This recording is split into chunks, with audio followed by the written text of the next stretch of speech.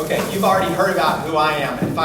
If I sound like I'm yelling, I am, but I know that sometimes in this environment we're talking to caregivers who don't have the best hearing in the world.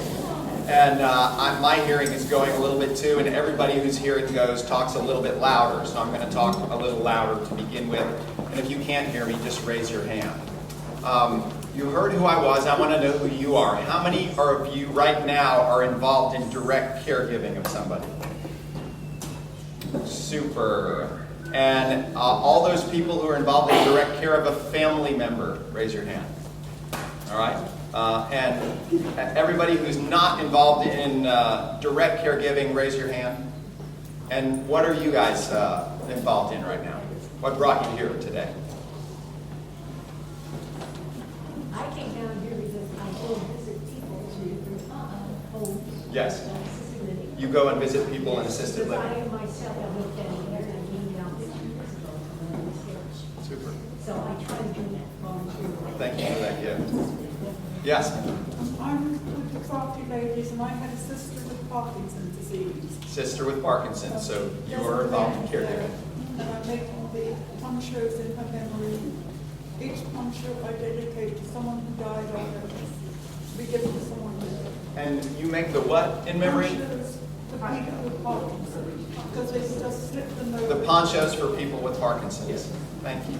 It's a multi-million-dollar business in about 100 years' time. It's a business on its way up, she would say. Good. I saw somebody over here who raised a hand too. Well, I have a mom in assisted living, Alzheimer's and diabetes. So I was with her for a year and a half, taking care of her, and now she's in assisted living, and I'm still taking care of stuff. Of course you are. Not directly every day. In fact, because she's in assisted living, you can develop the relationship more than just having to do the details. But we'll talk about that. So thank you all for being here. And like your Christine, we're looking for you for encouragement, rest, fun, resourcing, and these are actually you are the important people, and these are the next important people right here, and these are the people to give you fun. And so really have an enjoyable day. I totally agree with that. But you're also teaching each other, and I'll give you an opportunity to talk and to ask some questions and give us some ideas. And we want to hear about that. But first I want to tell you a story about a home visit that I did last week on a patient that I've had for over 30 years. And he's at the end of his life, and he's in one of those situations which is almost ideal. His wife died 2 to 3 years ago, and that's not ideal. That's not ideal. but frankly, you know, it's one of those situations where he's living in his own home. He's got his son there who lives on the property and his daughter-in-law helping to take care of him. He's got a very close, large family that lives locally that's very supportive. There are no major conflicts within the family. He's got a daughter-in-law who's a physician who helps out a lot. They have plenty of resources. He has a live-in person, home care, family visits. And he was deteriorating to the point where last week they thought maybe he was going to go over the week. So I arranged to go out, and I came out. And as you might imagine, a lot of people were there at the time. His 2 sons, the daughter-in-laws, the doctor friend, the caregiver came in and out, and he had been deteriorating. And so I asked him, I'll call him Bobby, I said, Bobby, how are you doing? Fine. What's the matter? Nothing.